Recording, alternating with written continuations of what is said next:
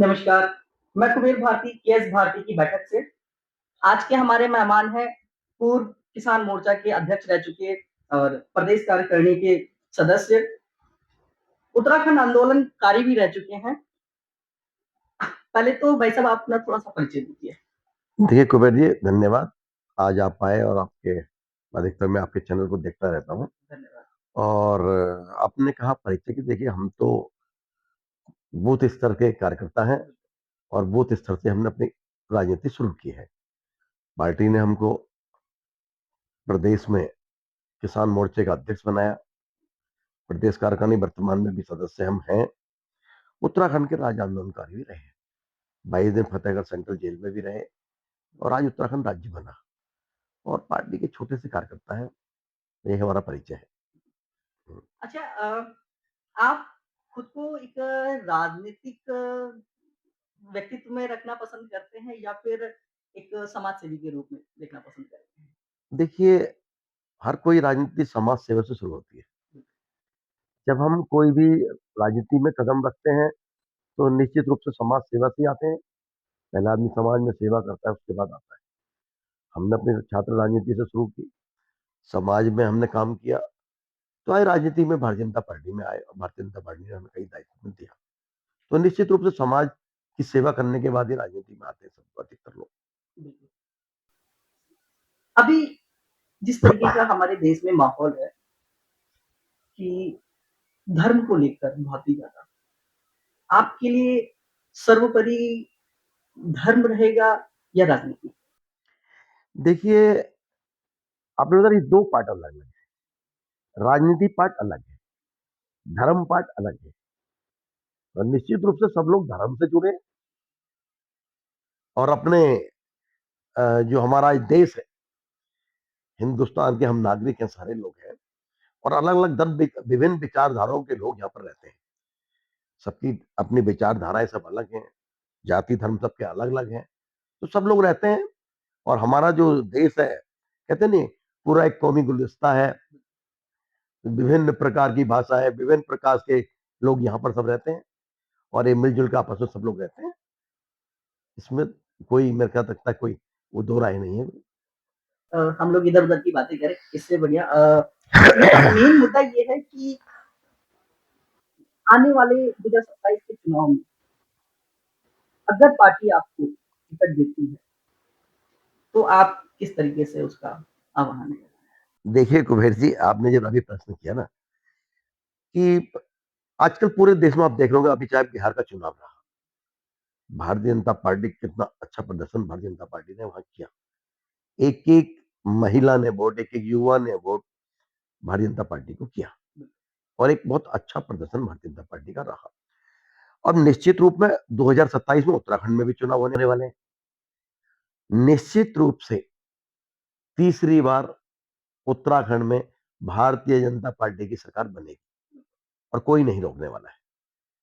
पूरे देश के अंदर जो हमारे यशस्वी प्रधानमंत्री नरेंद्र मोदी जी की कार्यशैली है, जो योजनाएं हैं, एक एक लोगों के दिलों में छाप छोड़ के जा रही है और सभी लोग भारतीय जनता पार्टी की तरफ बढ़ रहे हैं। चाहे वो आपका किसान हो, चाहे अपना युवा हो, महिला हो, छात्र हो, सब लोग भारतीय जनता पार्टी की तरफ बढ़ रहे हैं, आकर्षित हो रहे हैं।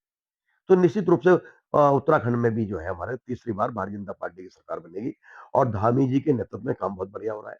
आप देख रहे होंगे आजकल धामी जी के नेतृत्व में, आप अभी चाहे हम यहाँ रुद्रपुर की बात कर लें, अभी अपने लोकल स्तर में भी अभी मेडिकल कॉलेज का काम तेजी से चल रहा है, किच्छा में एम्स बन रहा है, अभी रिंग रोड आप देख रहे होंगे, रिंग रोड तैयार हो रही है, यहाँ पर अंतरराष्ट्रीय हवाई अड्डा बनने वाला है। कितने निश्चित रूप से हमारे भारतीय जनता पार्टी उसमें विकास कार्य चल रहे हैं। नगर निगम को देख लीजिए, अभी जिस प्रकार से हमारा मेयर बने हैं विकास जी और कितना काम चल रहा है।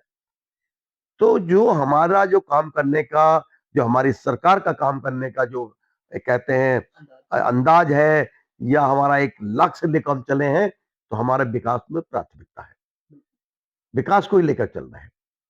और जहां विकास, निश्चित रूप से विकास होगा तो जनता का रुझान भी होगा।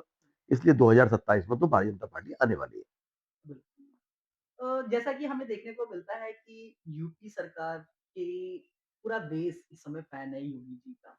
तो क्या जिस तरीके की कार्यश्रेणी में वो कार्य कर रहे हैं, उस तरीके के कारनामे हमें उत्तराखंड में भी देखने को मिलेंगे? देखिए, निश्चित रूप में जिस प्रकार से योगी जी वहाँ पर काम कर रहे हैं, धामी जी भी हमारा उसी स्टाइल में काम कर रहे हैं। ऐसा नहीं है। काम करने चाहे का तरीका। काम करने का तरीका सबका अलग-अलग होता है, लेकिन धामी जी का भी काम करने का तरीका अपना है। चाहे हम अभी किसी आप कह दें अतिक्रमण का काम चल रहा था, जगह-जगह अतिक्रमण सब लोगों ने कर रखा था, वो ध्वस्त किए गए हैं। तो ऐसा नहीं है कि काम करें काम भी उसी स्टाइल में काम चल रहे हैं और उसी स्टाइल में धामी जी आगे बढ़ रहे हैं और हमारा ये देश आगे लगातार आगे बढ़ रहा है। रुद्रपुर की विधानसभा में लास्ट टाइम के चुनाव में हमें कई सारे भाजपा की अंदरूनी मतभेद ऐसे सामने आए कि आपस में ही पार्टी के लोग जो है पक्ष को ना लड़ाकर विपक्ष को लड़ा रहे हैं। कुछ ऐसा भी किसी ने डायरेक्ट नाम तो नहीं लिया, लेकिन मन में देखिए ऐसा भारतीय जनता पार्टी में ऐसा नहीं होता है। भारतीय जनता पार्टी का जो कार्यकर्ता है ना, वो भले ही स्थानीय स्तर पर नाराज हो जाए, लेकिन उसको कमल का फूल दिखता है। वो वोट अपना कमल के फूल को ही देगा। उसको ये नहीं मतलब है कि कौन लड़ रहा है कौन नहीं लड़ रहा है। उसको वो कहता है कमल का फूल लड़ रहा है और वो कमल के फूल को ही वोट करता है। इसलिए नाराजगी व्यक्तिगत किसी से भी हो सकती है, कमल के फूल से कोई नाराजगी नहीं है। जैसे परिवार में एक तरीके से पारिवारिक मतभेद हो सकते हैं, लेकिन बाहर चल के एकजुट हो। एकजुट होकर चुनाव लड़ते हैं। भारतीय जनता पार्टी की खासियत है कि जब भी देखिए टिकट मांगने का सबका अधिकार होता है। भारतीय जनता पार्टी में जैसे मैंने भी अभी दावेदारी की है। हाँ, अभी लास्ट टाइम पे अभी हमने एक न, सोशल मीडिया पे एक न, सर्वे किया, न, जिसमें हर एक नाम के बाद जो है सबसे पहला नाम गूंजता है अनिल चौहान। देखिए ऐसा ना दावेदारी करना सबका अधिकार है। टिकट तो एक ही को मिलेगा, दावेदार चाहे 10 हो सकते हैं और हमारे यहाँ जिसको कमल का फूल मिलेगा तो उसको लड़ाएंगे। तो ये तो भारतीय जनता पार्टी के चाहे हम छोटे से कार्यकर्ता से भी आप पूछ लोगे, वो भी यही कहेगा हमारा निशान तो कमल का फूल है। इसलिए कहीं भी कोई दावेदारी करना सबका अधिकार है। सब अपनी दावेदारी करते हैं, अपने क्षेत्र में लगते हैं, अपना पार्टी की योजनाओं को लेकर तो करते हैं, पार्टी की योजनाओं को घर घर तक पहुंचाते हैं, लेकिन निशान वही है कमल का फूल। जिसको मिल गया चुनाव उसको लड़ाएंगे। निशान पे है जिसको भी पार्टी ने कह दिया हमारा ये कमल का फूल है और आपको दे दिया, तो फिर आपको ही लड़ना है। इसमें कोई कहीं भी कोई किसी का तरह की कोई गलतफहमी नहीं है, कोई कुछ नहीं है, सब लोग एकजुट होते हैं। अभी लास्ट टाइम पूर्व विधायक हमारे राजकुमार ठुकराल जी को टिकट नहीं मिली। उस चीज़ से भी पार्टी में कई सारी नाराज़गियाँ हैं। देखिए वो तो अब बात खत्म हो गई। 5 साल बीतने वाले हैं, वो चीज़ तो सब अब खत्म हो गई।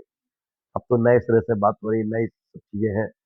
अब मैं तो कह रहा हूँ उस पर कोई चर्चा करने को हाँ, देखिए ऐसा होता ना कुबेर जी, राजनीति में सब किसी की महत्वाकांक्षा होती है। आज जब राजनीति में आए हैं, तो निश्चित रूप से कुछ ना कुछ समाज के लिए काम करेंगे। समाज के लिए करने के बाद कहीं न कहीं पार्टी में भी चाहेंगे कि कोई ना कोई दायित्व उनको भी मिल जाए। और भारतीय जनता पार्टी एक ऐसी पार्टी है, जो अपने हर कार्यकर्ता का ध्यान रखती है। मैं एक छोटा-सा कार्यकर्ता था, भारतीय जनता पार्टी ने मेरे को प्रदेश अध्यक्ष बना दिया किसान मोर्चे का।